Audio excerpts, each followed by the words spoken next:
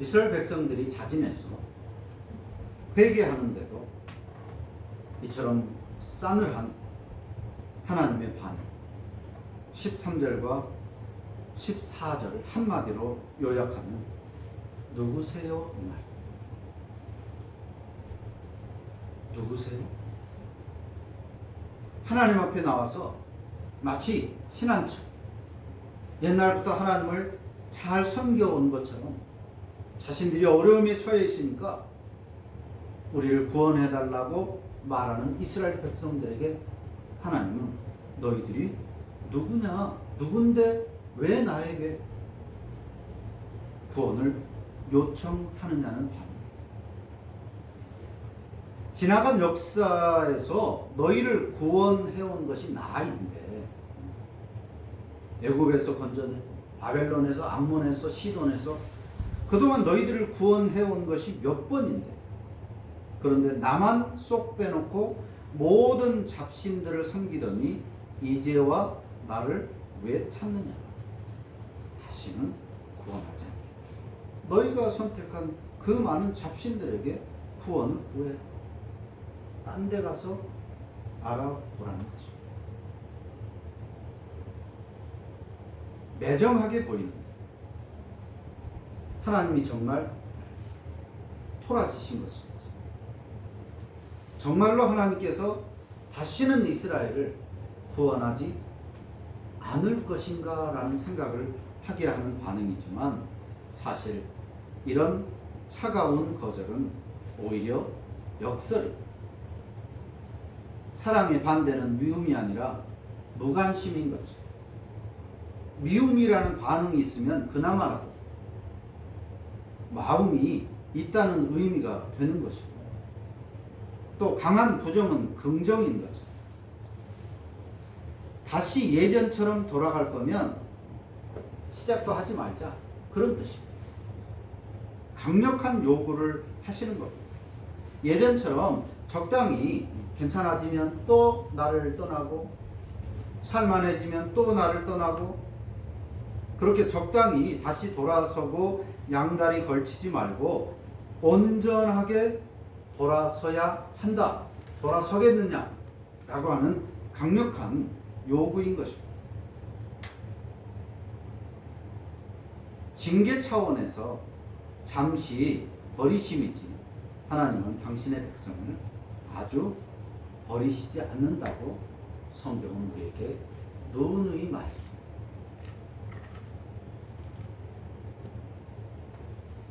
이 말을 듣고 이스라엘 백성들은 자신들의 잘못에 대한 어떠한 징계도 달갑게 받겠으니까 제발 구원해 주시기를 빌고 있습니다. 그리고 자발적으로 자신들에게 있던 우상들을 다 제거하고 하나님을 섬기기 위해서 재정비하고 있습니다. 그동안 우상들 천지였던 또 우상을 섬기느라고 문화와 경제와 모든 것들이 다 그렇게 되어 있던 그 사회적인 모든 구조들을 다 뜯어 고치려고 재정비를 이스라엘 백성들이 스스로 하고 있습니다. 이것을 보면 그들 역시도 이론적으로 지식적으로는 하나님과 다른 신들이 같지 않다. 다른 신들과 하나님은 겸하여서 섬길 수 없다는 것을 이미 알고 있었다는 것입니다. 하나님만 쏙 빼놓은 것은 하나님은 이런 이방의 신들과 같이 섞어서 섬길 수 있는 존재가 아닌 것을 그들은 알았기 때문에 하나님을 빼놓고 모든 신들을 섬겼던 거예요. 하나님을 섬기기 위해서는 모든 잡신들을 버려야 한다는 것을 그들도 알고 있었던 것입니다. 그래서 대대적으로 청소를 하고 있습니다. 이런 그들의 모습을 보시는 하나님의 반응이 아주 오묘한 것을 알 수 있습니다. 그렇게 하나님 앞에 어떤 벌도 다 받겠습니다. 우리가 정말 잘못했으니까 이번에 한 번만 우리를 용서해달라. 그러면서 마치 보란 듯이 다 깨끗이 청소를 하고 있습니다. 몸과 마음, 사회 전체를 청소를 하는 그런 모습을 하나님께서 보시고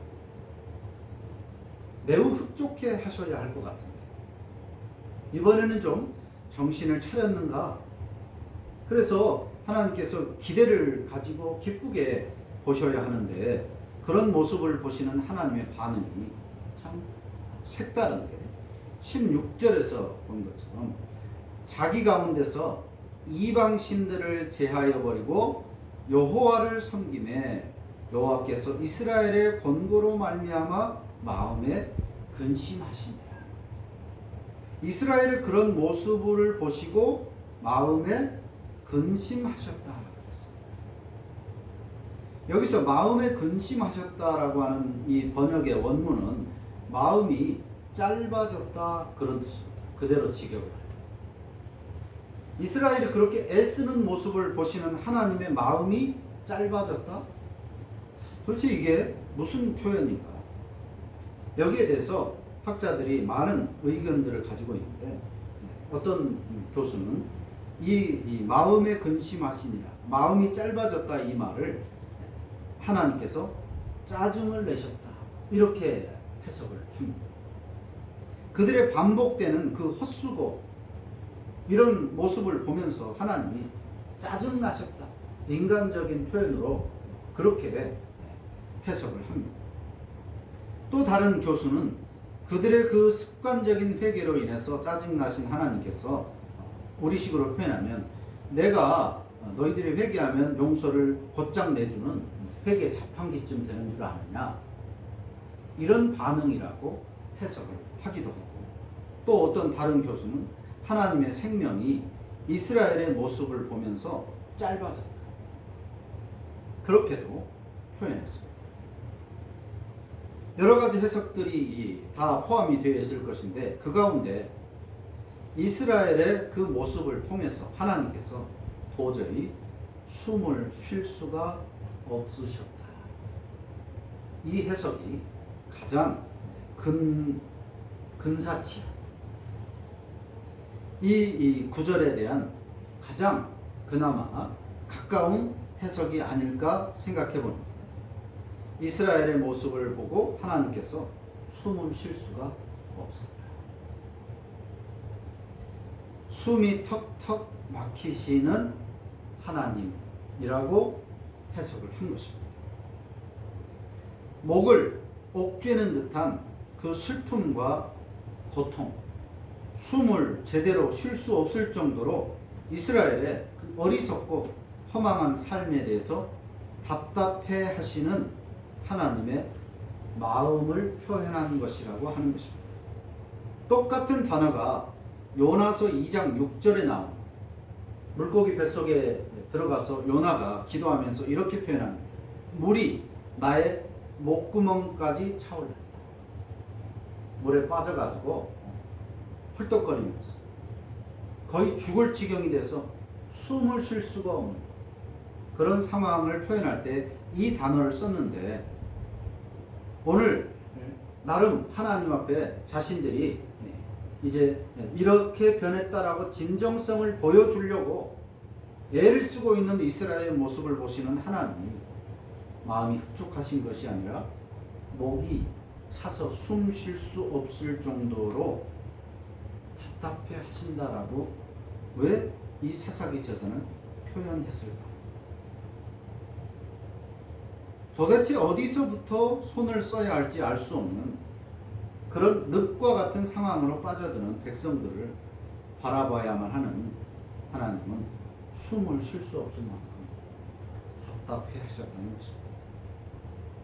이스라엘의 어리석음, 무지함으로 인한 그 악함이 반복되고 또 반복되는 것에 하나님의 마음이 얼마나 안타까운지, 짜증나는 그런 마음이 되기도 하고 속이 터지는 마음이 되기도 하고, 마치 생명이 단축되는 듯한 그런 안타까움을 느끼기도 하는, 다시 말하면 사랑의 마음이 너무 크셨다라는 표현으로 이해할 수 있을 말씀.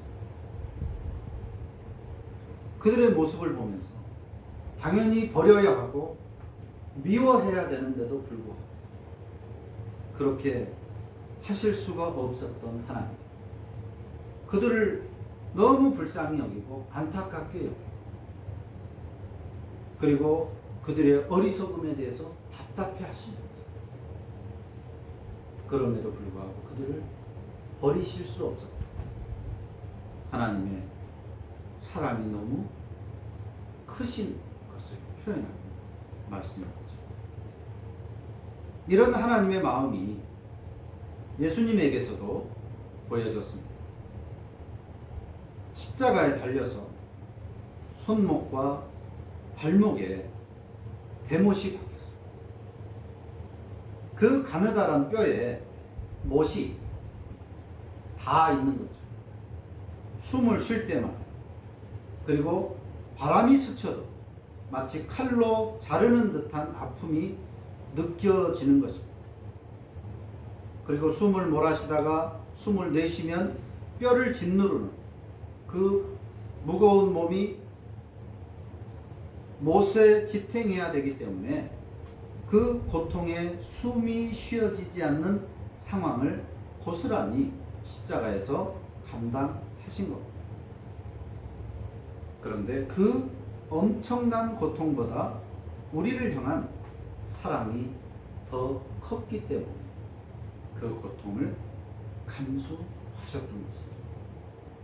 숨을 쉴 수 없는 그 상황에서 주님은 그의 백성들을 불쌍히 여기셨던 것입니다. 16절 이스라엘의 모습에 대한 하나님의 마음이 근심하셨다. 이 표현은 우리가 잘 아는 드라마의 한 대사로도 요약할 수 있습니다. 그런 이스라엘을 보면서 아프냐? 나는 더 아프다. 이렇게 말씀하시는 것 같은 그런 말씀의 구절인 것입니다. 이스라엘이 18년 동안이나 고통과 압제 그리고 이제 죽기 직전이 되어서야 하나님 앞에 나와서 이제 하나님만 섬기겠다고 그렇게 분주하게 열심히 자신들을 돌아보는 그 모습을 보면서 그 고통을 그 가난과 아픔과 괴로움과 미래가 없음 그 아파하는 그들의 모습을 보면서 하나님은 나는 더 아프다. 니들을 보면서 나는 더 아프다라고 말씀하시는 것 같은 16절의 표현입니다. 자녀의 고통으로 자신의 생명이 짧아질 정도 내가 죽어야지 왜 네가 죽느냐고 외치는 그 부모의 마음처럼 비록 죄 때문이지만 자녀의 고통으로 자신의 생명이 짧아질 정도로 하나님과 이스라엘의 유기적인 관계가 이어져 있음을 알 수 있습니다. 하나님은 단순히 우리를 지배하시는 분으로서가 아니라 마치 자식처럼 자기 속으로 낳은 자식처럼 그렇게 이스라엘 백성을 생각하시는 끊어질 수 없는 관계로 하나님이 그렇게 여기신다는 거예요. 이스라엘 백성들은 언제든지 하나님 버리고 다른 우상들도 섬기고 하나님을 그렇게밖에 취급을 못했지만 하나님께서는 마치 그 자식들의 아픔이 당신의 아픔처럼 느껴질 정도로 이스라엘 백성들과 유기적인 관계가 이어져 있다는 것을 우리는 알 수 있습니다. 오늘 교회와 주님의 관계 그리고 나와 주님의 관계도 그런 것이죠. 뗄래야 뗄 수 없는 그런 관계인 것입니다. 언제든지 버릴 수 있고 헤어질 수 있는 그런 관계가 아닌 거예요.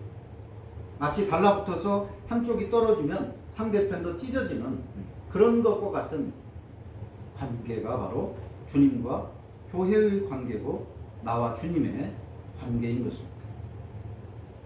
오늘날 교회들의 어리석음과 악행으로 주님의 수명이 짧아진다고 할 만큼 아파하실 것입니다.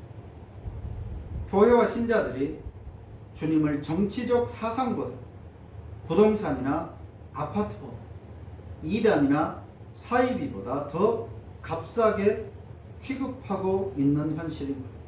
번영과 물질적인 풍요에 미쳐서 자신의 이익에 눈이 멀어서 신앙을 도구화하는 교회와 신자들입니다. 신앙 그 자체가 목적이 아니라, 하나님 그 자체가 목적이 아니라 하나님을 이용해서 나의 열정적인 신앙을 통해서 나를 위한 무엇인가를 얻어내기 위한 그런 신앙을 도구화하는 오늘 교회들과 신자들의 현실을 우리가 알 수 있습니다. 잡신이든지 사입이든지 무엇이라도 동원해서 자신의 이익을 추구하고 자신의 이름을 빛내려고 하는 하나님의 수명이 짧아질 수밖에 없습니다. 교회와 신자들이 하나님의 인내를 마치 시험하는 것처럼 그런 오늘 교회들과 신자들의 모습입니다.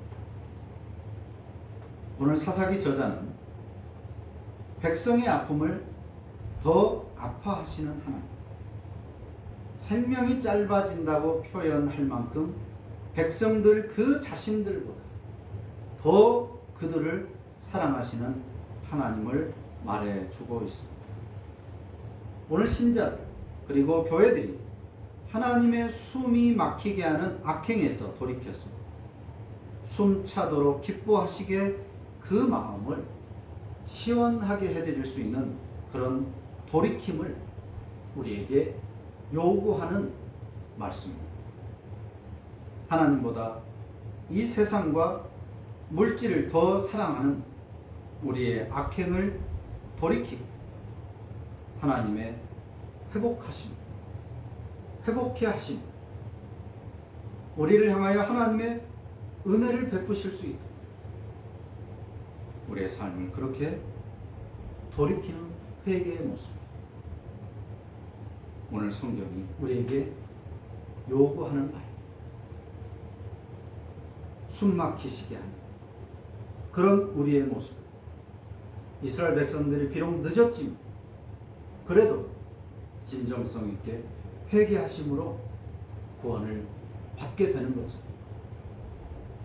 오늘 절벽의 끝에 매달려 있는 것 같은 우리 사회를 변화시키고 회복시키기 위해서 이런 우리의 회개가 반드시 선행되어야 한다는 것을 오늘 말씀에서 우리는 깨달아야 할 것입니다.